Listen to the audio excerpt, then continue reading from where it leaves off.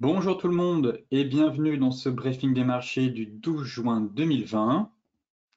Avant de commencer, je tenais à vous informer que je recevrai comme invité Khalil El-Bouzidi le 24 juin à 14 heures pour notre webinaire éducatif sur Ichimoku. Khalil viendra justement nous expliquer les grandes lignes de l'Ichimoku et surtout comment utiliser l'indicateur dans des phases un peu de consolidation et de trading range.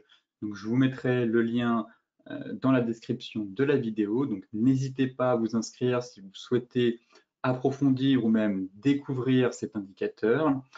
Ce webinaire aura lieu donc le 24 juin, mercredi 24 juin à 14 heures. Tout de suite, sans plus attendre, direction les marchés, avec les bourses européennes qui ont quand même vécu leur pire séance depuis 2 mois et demi. Les craintes d'une deuxième vague de l'épidémie de coronavirus aux États-Unis s'ajoutant à celle d'un redémarrage de l'économie plus lent qu'anticipé jusqu'à présent, eh bien forcément ravivent les tensions et les bourses ont lourdement chuté hier. Les prévisions économiques présentées par la Fed finalement ont déçu les investisseurs et remettent en cause le scénario d'une reprise rapide. La Banque centrale américaine table sur une contraction de 6,5% du produit intérieur brut des États-Unis cette année et Jérôme Powell a souligné le risque de voir un chômage élevé perdurer pendant plusieurs années. Sur le front sanitaire, la légère augmentation du nombre de nouveaux cas d'infection par le coronavirus aux États-Unis après 5 semaines de baisse alimente les craintes d'une reprise de l'épidémie, donc forcément d'une deuxième vague et aussi d'un deuxième confinement aux États-Unis, sachant que la crise là-bas a plutôt été mal gérée puisque Donald Trump préfère l'économie à la santé.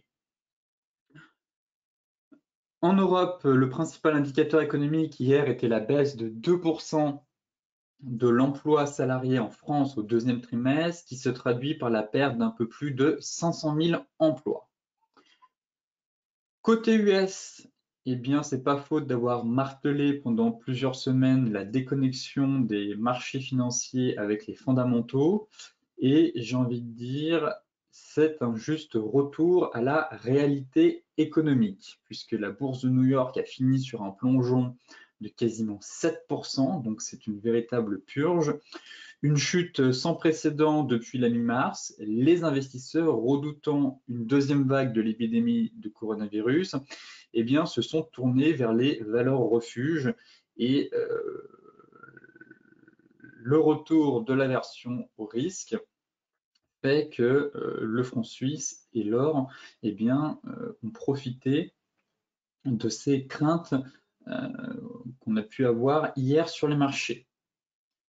Alors la tendance baissière, elle a également été alimentée par les prévisions peu encourageantes de la Réserve fédérale, comme je vous le disais, puisque la Fed a certes promis mercredi de maintenir aussi longtemps que nécessaire ses soutiens au marché et à l'économie, mais la perspective d'une contraction de 6,5% du PIB des États-Unis cette année et les commentaires de Jérôme Powell sur le risque de voir le chômage perdurer au cours des prochaines années, eh bien, bizarrement, ont désagréablement surpris beaucoup d'investisseurs et les marchés continuaient à avancer avec des œillères et continuaient à avoir le verre à moitié plein. Et c'est quand même alarmant de se dire qu'ils ont besoin du discours de Jérôme Powell pour réaliser que la reprise sera lente, étant donné les dégâts qu'on a eus sur l'économie et la paralysie de nombreux pays dans le monde. Il faut que ce soit Jérôme Powell qui tire un peu la sonnette d'alarme en leur disant certes, on va faire en sorte, quoi qu'il en coûte, on va faire en sorte que les marchés tiennent, mais la reprise ne sera pas aussi rapide. Et voir des marchés un peu comme ça qui se reconnectent après 3-4 semaines de hausse me laisse un peu perplexe, hein, étant donné qu'on avait quand même beaucoup d'indicateurs. Les voyants étaient quand même toujours au rouge et on avait en tout cas, d'un point de vue macroéconomique, les indicateurs n'étaient toujours pas au rendez-vous. Et on n'avait aucune certitude que les marchés allaient, du moins que la reprise allait être aussi rapide. Donc il a fallu que Powell frappe du poing, on va dire, et explique que non, le taux de chômage va rester élevé encore pendant quelques mois, et que la reprise économique se fera qu'à partir de 2021, voire même fin 2021. Donc forcément, les excès engendrent des excès sur les marchés. Cette hausse était alimentée par de l'euphorie, par les banquiers centraux qui ont la main, le fait qu'on a fait un point bas derrière nous et que le pire est derrière nous. Et finalement, quand les marchés se reconnectent avec les fondamentaux et la réalité, et bien forcément, les excès passés sont corrigés par des excès, ce qui a engendré une baisse de 7% sur le Dow Jones. Sur le front sanitaire, la légère augmentation du nombre de nouveaux cas d'infection par le coronavirus aux États-Unis après 5 semaines de baisse alimente les craintes d'une reprise de l'épidémie, surtout s'il y a une seconde vague et surtout s'il y a un deuxième lockdown aux États-Unis. Donc là, forcément, ce serait le scénario catastrophique, étant donné que le PIB et le taux de chômage pourraient encore exploser. Alors que les États-Unis comptent désormais plus de 113 000 décès liés à la pandémie et plus de 2 millions de personnes infectées, eh bien, le Texas et la Caroline du Nord ont plus de malades du Covid-19 hospitalisés qu'il y a un mois. Donc forcément,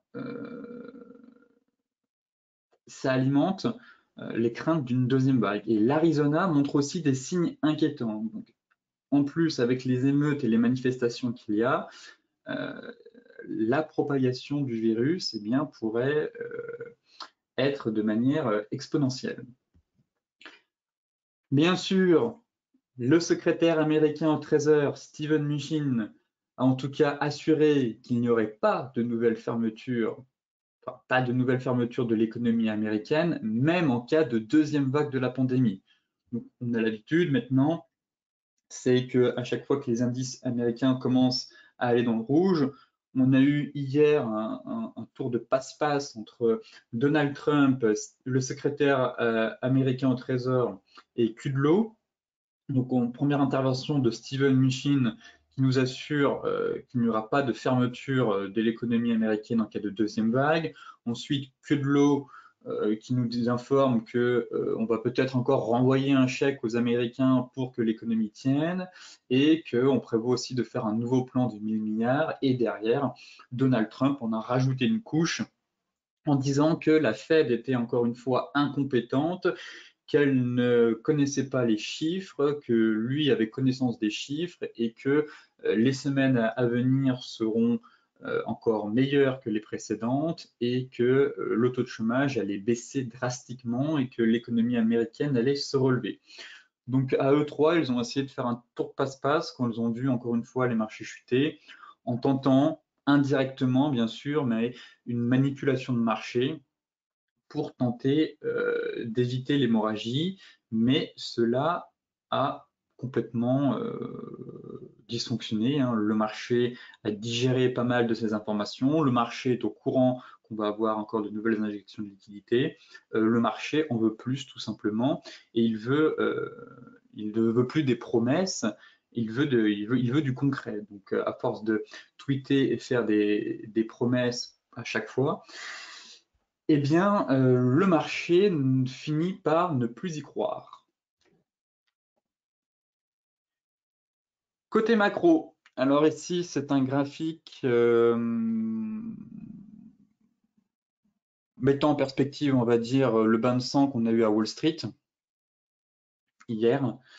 Et tout l'indice, enfin tout le moins ça c'est les valeurs qui composent le Dow Jones, les meilleures performances, les 10 meilleures performances et les pires performances. Donc dans le top 10, à chaque fois c'est le top 10. Bon, le mauvais élève, c'est Boeing, moins 16%. Comme je vous le disais, les excès engendrent des excès. Boeing, la valeur cotait à peu près environ, on était aux alentours de 100, 110, 120 à peu près. Boeing a fait x2 en seulement 1 à 2 semaines. Donc forcément, quand vous avez un titre qui passe de quasiment 110, 120 à peu près 220, 230, eh bien, oui, c'est ce qu'on appelle de l'euphorie, c'est ce qu'on appelle de l'excès. Et encore une fois, les excès engendrent des excès. Donc Boeing a chuté lourdement hier, moins 16% pour le constructeur. Et toute la cote en général a été aussi plombée, hein, que ce soit même les techs. Le Nasdaq a beaucoup souffert, quasiment moins 5%. Microsoft, comme vous pouvez le voir, moins 5%. Apple, quasiment moins 4%. Personne n'a été épargné. Donc effectivement, soit on assiste à une purge, et derrière, on s'est fait très peur et ça va repartir, soit au contraire, c'est véritablement un retour à la réalité économique.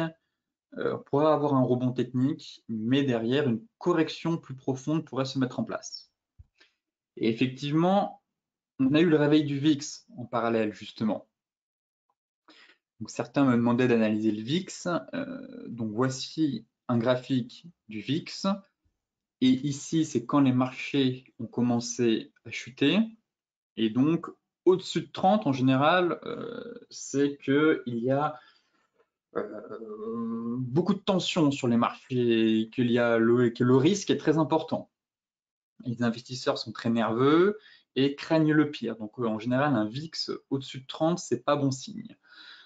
Et c'est ce qui s'est passé. Derrière, on a cassé les 30, on s'est envolé, on a même fait un record historique. On a atteint quasiment 85, il me semble, sur le VIX. C'était du jamais vu, même en 2008, on n'était pas allé aussi haut. Derrière, une fois qu'on a fait le point haut, eh bien forcément, les marchés se sont calmés. Le VIX chute, se replie, mais reste très élevé, hein. On était quand même au-dessus de 20, hein. Pour rappel, on était quasiment à 10. On était à 10, 14 ici avant le Covid. Donc, alors certes, ici, c'est un niveau qui est plutôt faible, mais au-dessus de 20, ça reste quand même, il y a toujours de la volatilité sur les marchés. La volatilité est toujours très présente. Certes, on a eu une diminution de la volatilité, étant donné qu'on était quasiment aux alentours de 80. Pour rappel, le VIX, c'est aussi l'indice de la peur. Et hier, on a eu un redémarrage du VIX, hein. On est venu chercher la moyenne mobile 200 ici.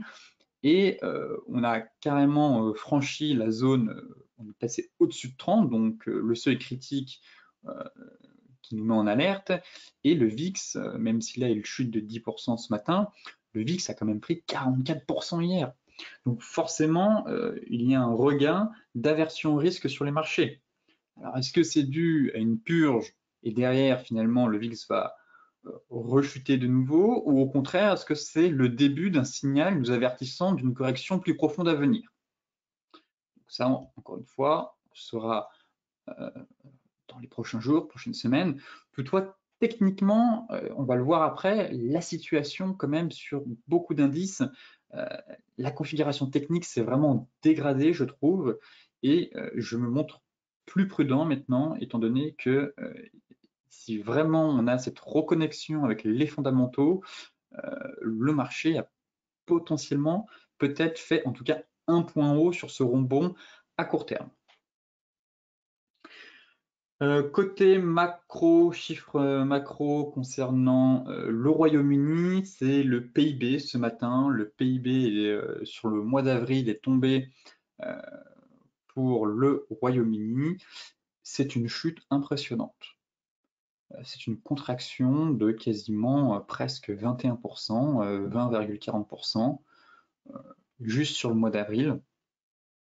Donc, il faut remonter, je pense que ça n'était jamais arrivé par le passé. Là, l'historique, j'ai pris jusqu'à 2008. En tout cas, au cours des 12 dernières années, on n'avait jamais eu une chute aussi impressionnante du PIB. Alors après, certes, ce n'est que sur le mois d'avril. Toutefois, ça montre encore une fois que les marchés étaient quand même vraiment très très optimistes sur la reprise économique. Le Royaume-Uni est l'un des pays les plus impactés, hein, derrière les États-Unis.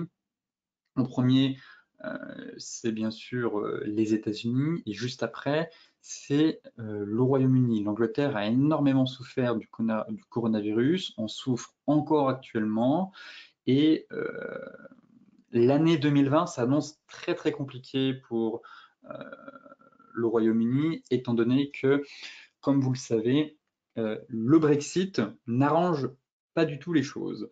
Et donc les négociations pour le moment semblent un peu compliquées. Et en plus d'avoir potentiellement un hard Brexit, étant donné que les négociations n'avancent pas beaucoup pour le moment, donc si on part sur un Brexit assez hard et que en plus le Royaume-Uni se tape une récession historique, le choc pourrait vraiment être très violent pour le pays et l'économie pourrait encore une fois vraiment mettre énormément de temps avant de se relever.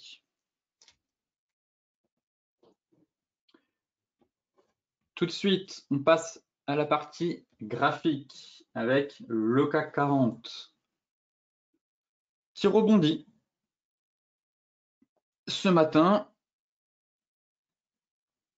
où en sommes-nous sur le CAC? On va faire un grand point. On avait quand même des signaux. On va repasser en hebdomadaire. On avait notre zone qu'on travaillait justement, évoquée aussi dans les stratégies bourse et en ce début de semaine. La fameuse zone où on a la MM200 et la zone des 5250. Donc oui, techniquement, on avait des signaux qui nous avertissaient d'une correction un peu à venir. Et derrière, ça n'a pas manqué. J'ai mis en place ce canal. On était sur la borne haute d'un canal haussier.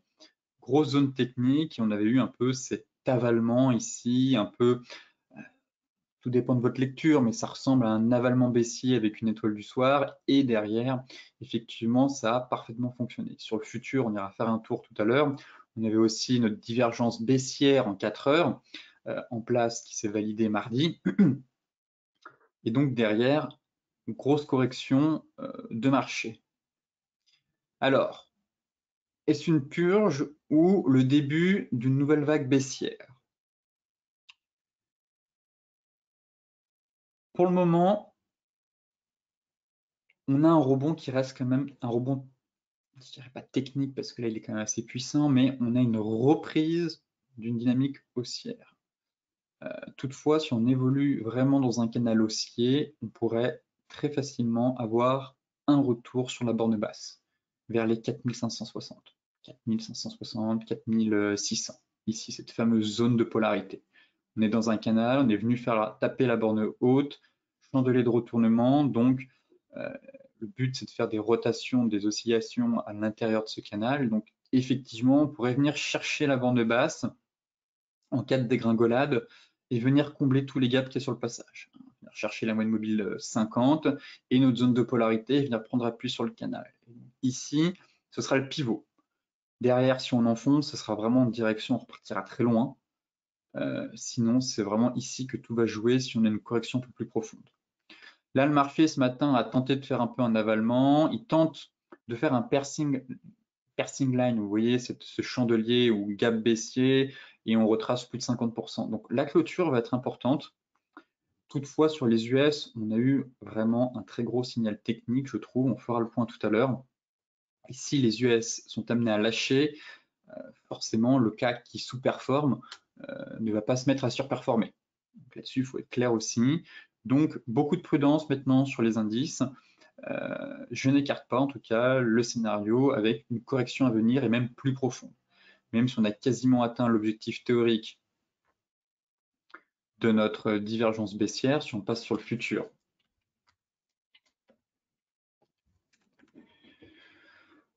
Voilà, sur le futur, on est quasiment venu chercher les 50%.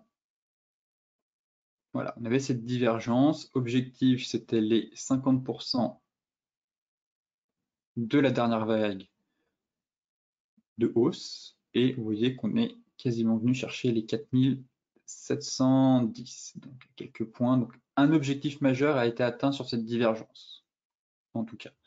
Là, on est venu faire un gros pullback sur la moyenne mobile 50. Est-ce que c'est juste un gros pullback et derrière, ça va repartir plus loin? ou finalement c'est le début d'une reprise. Donc en 4 heures, objectif majeur de la divergence atteint, chandelier de retournement qui confirmait effectivement avec cette très belle étoile du soir évoquée en début de semaine, une correction à venir. Un bas de canal, donc on a toujours de la place pour venir chercher le bas de canal, et surtout, ce qui me met en alerte, c'est le chandelier qu'on est en train de former en hebdomadaire. Alors, la clôture, il reste encore quelques heures de cotation. Ce chandelier n'est pas clôturé, toutefois, on constate tout de suite qu'on a quand même un chandelier de retournement qui est en train de se former. Ici, gap haussier, on retrace plus de 50% de la bougie précédente, donc même si on clôturait comme ça, on aurait un dark cloud cover, donc une couverture en nuage noir ici. Même si on clôture avec plus 1% actuellement comme ici, plus quasiment plus 1,5, on reste quand même, on a quand même bien retracé les 50%. Donc, prudence face à cette euphorie qu'on a eue, pas faute d'avoir martelé comme quoi les marchés étaient quand même déconnectés. Et ici, on commence à avoir des signaux à moyen terme baissiers, donc à confirmer en clôture, à voir comment les US vont réagir. Les futurs actuellement sont dans le vert.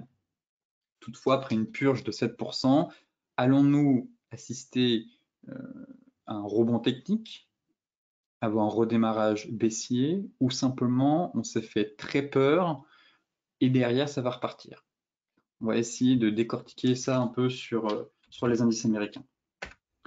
Le DAX, même constat. Comme évoqué mardi, on est venu travailler notre zone ici, voilà, c'était la zone des 12 940.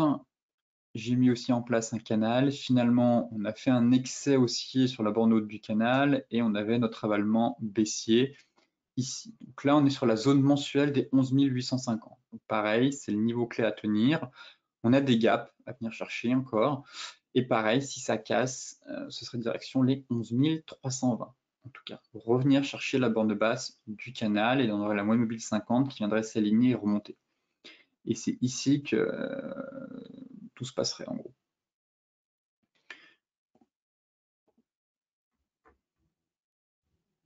Notre divergence baissière a bien fonctionné. On est venu prendre appui sur la zone mensuelle à 11 850. On a toujours un gap à venir combler, juste ici.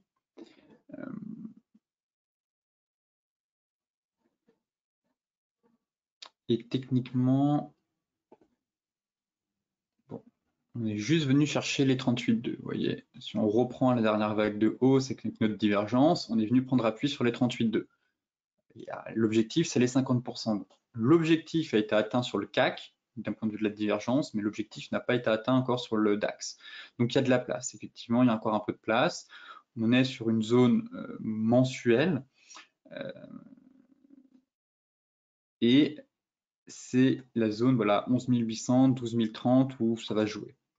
Si je me mets en journalier, on constate que voilà, on a gapé la moyenne mobile 200, en tout cas journalière, fait obstacle pour la hausse.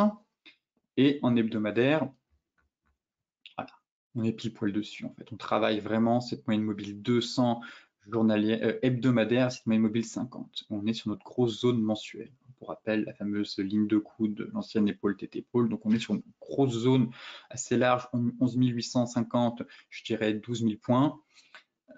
Donc ça va être le pivot clé derrière.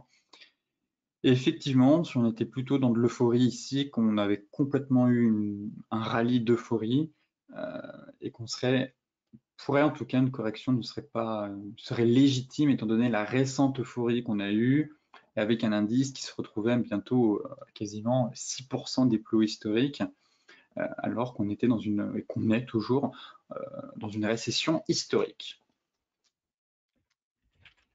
Le Dow Jones. Commençons en hebdomadaire. Alors, on a là les futurs vont ouvrir à la hausse. Enfin, les futurs, ils sont déjà ouverts, mais le cash, étant donné la dynamique actuellement qu'on a sur les bourses européennes, devrait ouvrir avec un gap haussier. Donc, on devrait situer par là à peu près. Il y a quasiment, il me semble, 1,5%. Toutefois, On a un chandelier de retournement. On a un magnifique avalement. Donc, on va ouvrir avec un gap haussier. Donc, ce chandelier, cet avalement, pour le moment, risque de se transformer, comme sur le CAC, en dark cloud cover, couverture en nuage noir. Donc, après une belle hausse, ici, on pourra avoir une fin de hausse. Donc, à confirmer, c'est pour ça que je dis que les clôtures hebdomadaires vont être décisives et nous donneront plus d'éléments pour les semaines à venir. Mais en tout cas, il y a potentiellement un point haut sur le rebond, étant donné qu'on a un énorme chandelier de retournement qui est en train de se construire en hebdomadaire ici, et qu'en journalier, on a une figure très rare qui vient de se former, une Island Reversal, donc un îlot de retournement. C'est sûrement l'une des figures, l'un des patterns les plus puissants en analyse technique d'un point de vue des chandeliers japonais. Dans le top 1, je mets vraiment l'Island Reversal et ici, on a eu une magnifique Island Reversal. On a aussi une Island Reversal sur le S&P 500 et sur le Nasdaq, on a eu comme configuration un bébé abandonné. Ça ressemble à une étoile du soir, aussi, seulement qu'il y a une légère différence d'un point de vue des gaps, et donc on est plus sur un bébé abandonné. On évolue à l'intérieur d'un biseau, ici. Certains y voient même un canal. Si on prend, pas sur le Dow Jones, alors ce serait sur le S&P, donc non, plus sur un biseau, effectivement, sur le Dow Jones. Chandelier de retournement, Island Reversal, très propre techniquement, je trouve, dans le sens où on avait la moyenne mobile 200 qui nous gênait une fois à la hausse, on la gap, on évolue 2, 3, 4 séances au-dessus et on regape à la baisse cette moyenne mobile 200. Donc techniquement, c'est vraiment très propre ce que vient de faire l'indice. Et derrière, on nous laisse un énorme trou de cotation entre le premier gap haussier et le premier gap baissier. Donc voilà comment se forme un îlot de retournement. Island Reversal, c'est une structure de retournement de sommet avec un gap haussier qui n'est pas comblé, un gap baissier au même niveau, et ça nous laisse une fenêtre, un énorme trou de cotation entre les deux. Derrière, le marché a quand même perdu 7% quasiment. Et donc là, on va sûrement ouvrir avec un gap haussier, et on a cet oblique qui tient encore. La cassure de cet oblique ouvrirait à l'avant, en tout cas, une correction bien plus profonde en direction au moins, je pense, des 25 530. Comme je vous le disais en début de semaine, j'avertissais sur cette hausse en disant on a 1, 2, 3, 4, 5, 6 et lundi on avait fait 7 gaps haussiers. Donc à force de gaper, de gaper, de gaper, je vous invite, celles et ceux qui ne connaissent pas comment la psychologie des gaps, donc gap de rupture, gap de continuation, gap d'essoufflement. Les derniers gaps qu'on avait, c'était des gaps d'essoufflement finalement. Et exactement, c'était un peu ce que j'anticipais et ma crainte en me disant, tiens, on a fait beaucoup de gaps, on est quand même monté très haut. Et là, c'était des gaps d'essoufflement et derrière, ça n'a pas manqué. Grosse correction. Ici, c'est un gap de rupture pour le moment. Comme ici, même constat, gap de rupture. Et derrière, le marché lâche.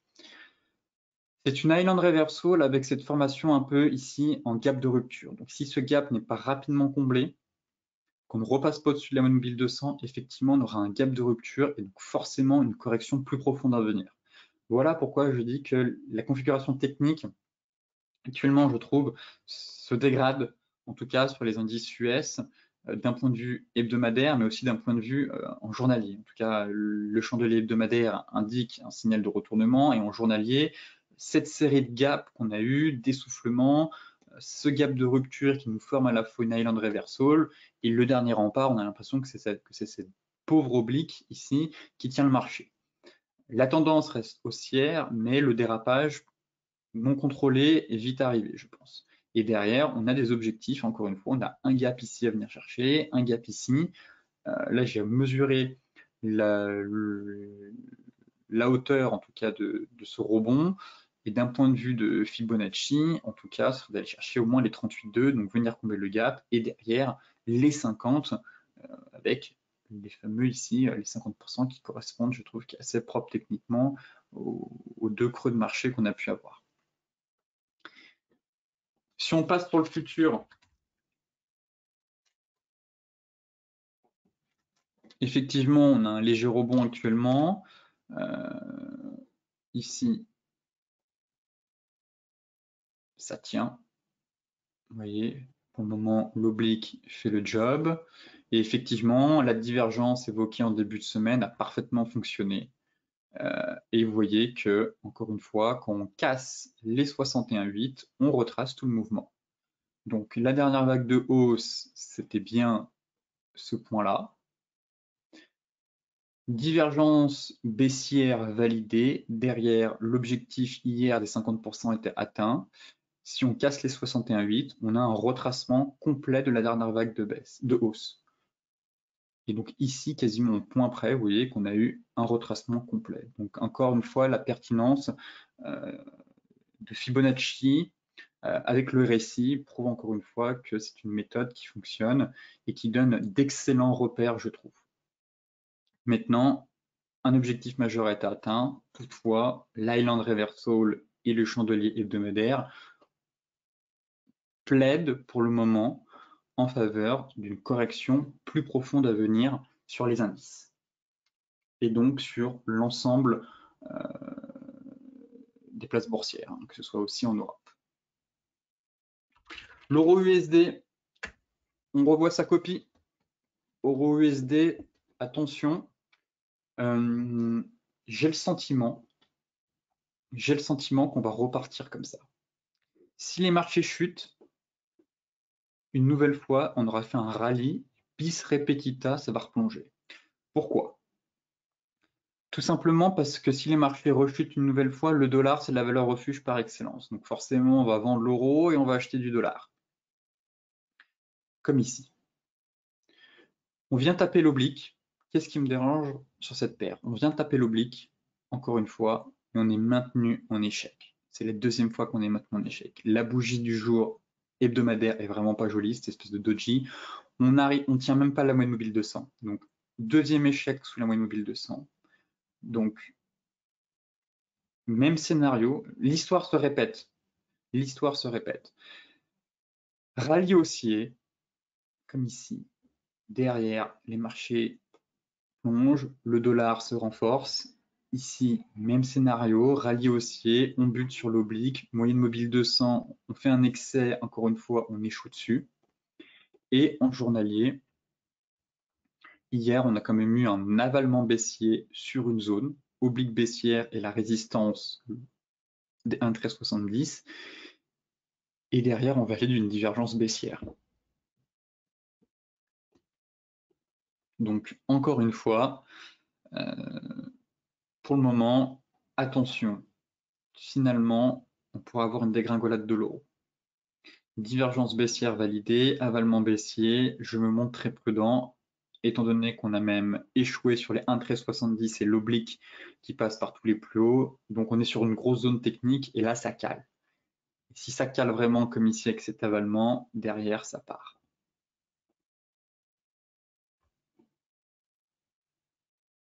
Pour rappel, ici on avait une divergence baissière aussi. Si je reprends, hop, on la voit très nettement. Vous voyez ici, grosse divergence baissière. Et là, c'est le cas, mais en journalier cette fois. Donc là, on a juste la moyenne mobile 50 qui vient soutenir les prix. On pourrait très bien partir en épaule tête épaule en 4 heures. Épaule, tête, puis on se tient à faire une deuxième épaule et derrière, on aurait un signal avec cette figure. Peut-être qu'on va partir directement, mais en tout cas, l'euro se fragilise.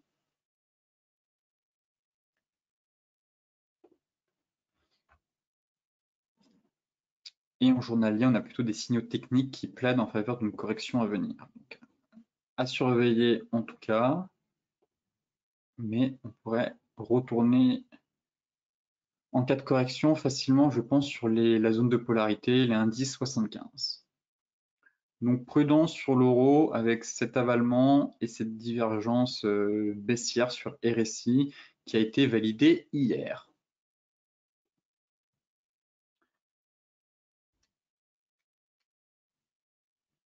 Le GBP-USD. GBP-USD, très piégeux, encore une fois, qui a tenté de s'extraire des 1,27 avec un peu cette pendu ici. Finalement, on l'évoquait mardi, mais on était sur un avalement. Derrière, on a terminé sur un pendu. Là, on se fait un peu une sorte de doji en pierre tombale. Derrière, avalement, on repasse sous la moyenne mobile 200. Donc, encore une fois, maintenu en échec sur la zone des 1,27 et on repasse sous la moyenne mobile 200. En hebdomadaire, qu'est-ce que ça donne? Pas beaucoup d'informations sur la bougie, plutôt une bougie d'hésitation. Plutôt en journalier, je trouve que c'est intéressant la configuration, mais voilà, bull trap. Pour le moment, c'est un bull trap. En tout cas, on fait une tentative et derrière ça cale. Et pour le moment, ici, on a plutôt une série de chandeliers de retournement. Et encore une fois, on est maintenu en échec sur notre moyenne mobile 200. En données 4 heures,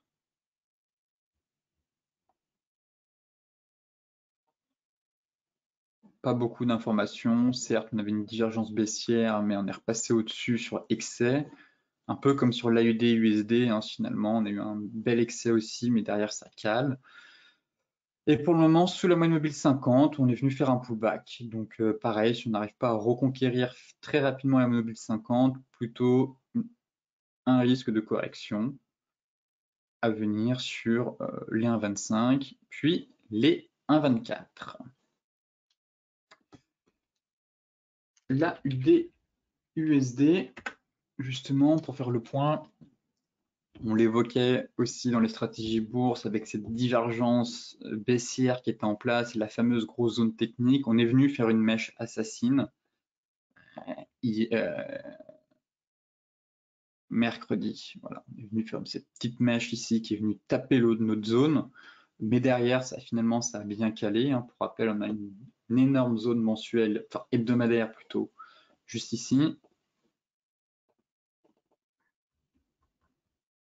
Voilà, cette zone de polarité, on est venu travailler une fois, deux fois, trois fois, on la casse, ensuite elle sert de résistance, une fois ici, et là on est venu faire un excès au-dessus. Étant donné qu'il y a beaucoup de volatilité sur les marchés, comme vous avez pu le voir, forcément on fait des mèches, on fait des excès, donc il faut aussi un peu élargir ces stops en période de forte volatilité, sinon vous allez vous faire sortir du marché alors que votre scénario à la base et votre analyse étaient bonnes. Donc là, ça a pu être le cas, peut-être. Un stop loss mal placé, eh bien, on se fait sortir du marché parce qu'on a de l'excès, on a de la volatilité. Et donc, toujours important d'élargir un peu ces stops quand on a un scénario qui nous semble être le bon. Ici, on est dans un biseau. On est dans un biseau. On vient prendre appui sur la borne basse du biseau. Encore une fois, on a eu quand même un avalement ici baissier mardi. Derrière, on a la correction et donc on se trouve à la croisée des chemins. Donc le premier niveau objectif, on va dire, a été atteint. Ce niveau de support couplé avec notre oblique haussière. Et derrière, si ça casse, eh bien, c'est une direction les 0,66. Retour sur notre voilà l'ancienne zone. On identifie la deuxième zone et la deuxième zone qui nous sert de support est ici 0,66,7, 0,67. Donc pour le moment, on est un peu compressé entre un support et une résistance à 0,69. Derrière, si ça casse, accélération en direction de cette zone technique. L'euro CHF, l'euphorie ne dure qu'un temps. Et c'est exactement ce qui s'est passé sur l'euro CHF. On a retracé quasiment, vous voyez, toute la bougie précédente. Cette énorme bougie qu'on avait eue la semaine dernière. Et bull trap. Bull trap sur les 1,0840 avec la cassure MM50, zone horizontale à 1,0840. Derrière, l'oblique baissière qui nous rappelle que la dynamique est encore baissière. Et pour le moment, on se situe dans une zone de neutralité, on va dire. entre 1,0665 et 1,0735. Donc, certes, on a eu l'avertissement en début de semaine avec cet avalement baissier et cette divergence baissière qui a parfaitement fonctionné. On est venu là tester, on a cassé les 50, on est venu sur les 61,8. Donc c'est pour ça qu'on est neutre, si vous voulez, parce qu'on a un... Je vais me remettre en journalier, je vais repasser en données 4 heures après. En journalier, les 1,0735, c'est un gros niveau technique. Et les 1,0665, pareil. On va essayer de se mettre en hebdomadaire, ce sera un peu plus clair. Voilà, donc les 1,0735, c'est ici, donc on voit clairement, c'est là où on a gapé. C'est un peu cette zone de polarité, on est venu buter une fois, deux fois, on a travaillé, on a gapé. Et les 1,0765, pareil, c'est un gros niveau technique. Donc on est plutôt neutre entre ces deux niveaux. On est entre un gros support et une grosse résistance, en hebdomadaire en tout cas, mais aussi en journalier. On le voit clairement. Et derrière, en fait, en données 4 heures, on se rend compte tout de suite que on a tapé les 61,8. Je vais retracer ça correctement.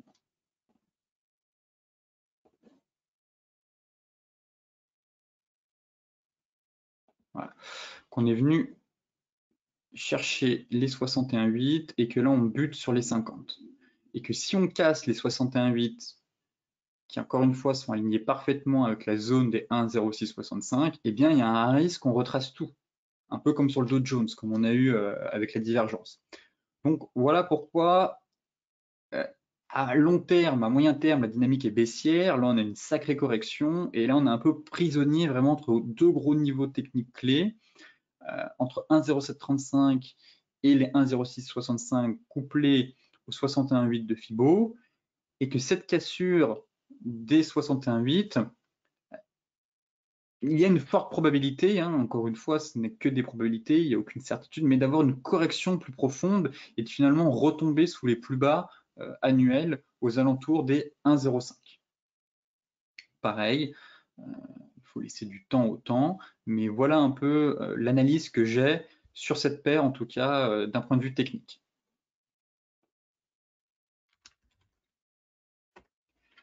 Le gold, ne soyez pas étonnés de voir le gold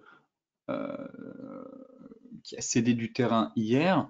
Encore une fois, certes, l'aversion au risque fait son retour, toutefois, avec une chute de 6%, de 7% sur les indices, eh bien, on prend nos bénéfices. Les investisseurs prennent leurs bénéfices. Ils ont besoin de liquidité. Donc, le gold a cédé du terrain hier, mais à moyen terme, le gold constitue toujours un actif défensif. Donc, oui, on a eu une correction très légère, mais la dynamique reste la même en soi.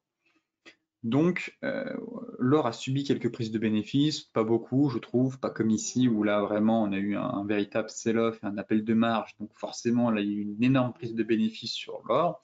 L'or a reculé hier, mais l'aversion au risque fait son retour et l'or continue sa route et continue, il va continuer d'aller chercher les 1750. Est-ce que c'était pas un pullback qu'on a eu sur cette figure? Peut-être. Sur cet élargissement de sommeil ici, un peu descendant, cet élargissement descendant, cassure, pullback, le marché semble repartir. Voilà, on est dans un range et dans ce range, j'ai l'impression qu'on a un élargissement descendant sur le gold. Donc la cassure renforce le scénario haussier. Toutefois, le véritable pivot, lui, n'a pas changé, c'est les 1750. Donc les 1750 permettraient d'aller chercher les 1800. Et même un peu plus, puisque d'un point de vue technique, l'objectif théorique se situe même à 1815. Toutefois, ne soyons pas trop gourmands, hein, on le sait, on a une énorme zone technique ici, c'est la zone de résistance majeure à 1800. Donc pourquoi pas avoir un excès à 1815, mais je m'attends à ce qu'on travaille véritablement cette zone. Seule la cassure, le franchissement de cette zone permettrait d'avoir une accélération en direction des plus hauts historiques à moyen terme. Le Brent, grosse correction sur le Brent. Encore une fois, le signal donné en début de semaine nous avertissait aussi d'une fin de hausse avec le Dark Cloud Cover. Là, pareil, en hebdomadaire, j'attire votre attention étant donné, pour rappel, qu'on a eu un gap haussier lundi matin. Et donc, si je zoome, très léger, mais on a un léger gap, hein, dû au gap qu'on avait eu sur le, rappelez-vous, le Dark Cloud Cover qu'on avait eu lundi matin. Ici, du coup, pareil, vous voyez que si je mets le curseur, on a un gap haussier et on est en train de retracer la bougie précédente. Donc, pareil, des signaux sur des unités de temps assez importantes, hebdomadaires, qui montrent en tout cas une fin de hausse. La bougie n'est pas clôturée, nécessaire d'attendre la clôture, mais encore une fois, un Dark Cloud Cover, hein, donc un pattern de retournement après quasiment 6 semaines de hausse consécutive. Là, le marché met un stop et dit attention, risque de correction à venir. Effectivement, lundi, attendez, autre élément technique intéressant, l'échec du RSI sur la zone des 50. Ça, c'est très important. Hein. D'un point de vue de la divergence, rappelez-vous, quand le RSI ne parvient pas à franchir la zone des 50, on a des warnings qui s'allument. Donc là, pareil, vraiment très propre techniquement, échec sur les 50. Donc, attention, et formation d'un chandelier de retournement. Et en journalier, ça n'a pas raté. Hein. On avait donc lundi matin une autre formation. J'avertissais sur une fin de hausse.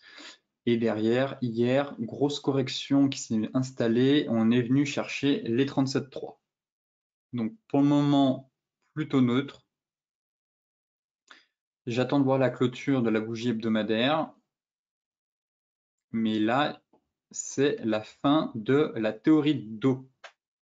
La cassure ici a mis à terme à la théorie de dos qui était de suivre cette tendance que j'ai essayé de suivre depuis plusieurs semaines avec des plus bas et des plus hauts de plus en plus hauts. Et là, boum, la cassure met un terme, en tout cas, à la théorie de dos, puisque on a fait des plus bas que l'ancien top et que nos anciens plus bas. Donc forcément, maintenant, plutôt dans une phase de correction.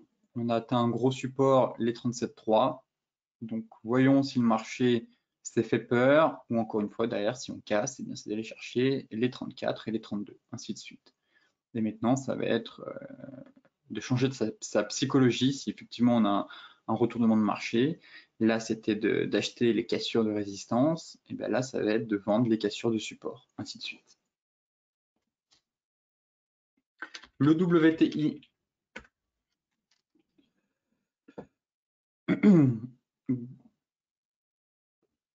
avalement, bel avalement baissier, vous voyez, avec un gap.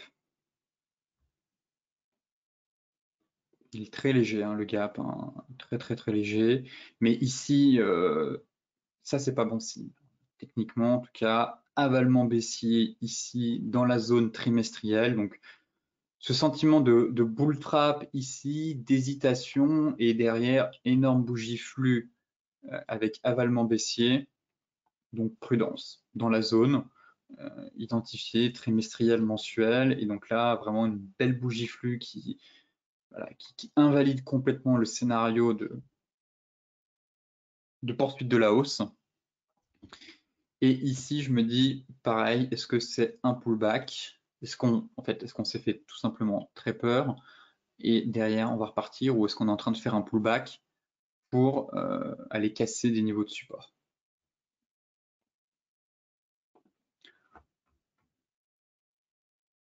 Bon, en données 4 heures, pour le moment, la dynamique reste quand même assez haussière, je trouve, mais le chandelier daily n'est vraiment pas joli et invite à la prudence. Et en hebdomadaire, pour le moment, bon. En hebdomadaire, ce serait un harami. Mais encore une fois, hein, échec du RSI sur le niveau des 50, vous voyez qu'on est,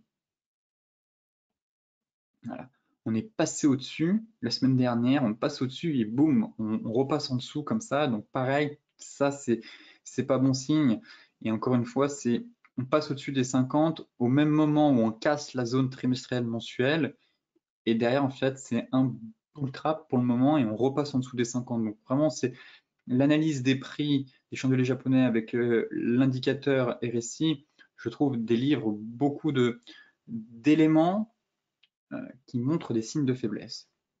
Et derrière, en hebdomadaire, bon, bah là, c'était plutôt un gap baissier qu'on a eu. On est dans un harami baissier. Donc, c'est pas forcément un signal technique de retournement très puissant. Techniquement, les haramis, en général, c'est bien de les connaître, mais c'est pas aussi puissant qu'une Island Reversal, qu'un Dark Cloud Cover, qu'un avalement baissier, qu'une étoile du soir. Mais en tout cas, on prend la forme actuellement plutôt d'un harami baissier à venir sur le WTI. Concernant le Bitcoin, eh bien la hausse s'essouffle, le flux haussier manque de peps, manque de carburant. Euh, Ça devient compliqué pour le Bitcoin, pour les détenteurs de BTC. Cet oblique qui fait le job, hein, ça, encore une fois. Donc, oblique baissière de long terme qui fait obstacle, empêchant une poursuite de la hausse en direction des 10 000, 12 000. Et derrière, la purge des marchés n'a épargné aucun actif, puisque on a eu une chute de quasiment 6%, il me semble. C'est ça, 6% sur la crypto-monnaie. Où en sommes-nous? J'ai l'impression qu'on est dans un biseau quand même, hein. Là, on a fait une sacrée bougie, on est repassé sous la zone de polarité à 9006, 9003. Là, on tente de se relever, en tout cas, et j'ai le sentiment qu'on évolue dans un biseau ascendant. Donc on reste sous la zone, grosse zone de polarité, on prend quand même plus de 2%, certes, le Bitcoin a quand même pris une claque hier, forcément la chute des indices a aussi entraîné une chute de la crypto-monnaie, et on est venu prendre appui sur la moyenne mobile 50 et la borne basse du biseau. Donc clairement, ce sont les derniers remparts pour éviter une dégringolade plus profonde en direction des niveaux de support. Je trouve que les acheteurs ont quand même du mal à tenir ce niveau, avec ces breakouts avortés à de nombreuses reprises. Donc forcément, un breakout, deux breakouts, trois breakouts, quatre breakouts.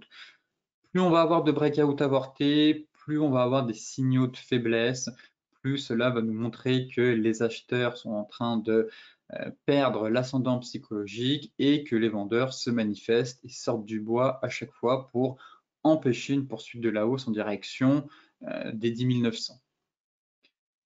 Donc attendons encore une fois la clôture hebdomadaire qui va être assez importante et surtout si on a un peu de grabuge durant le week-end étant donné que le BTC aime bien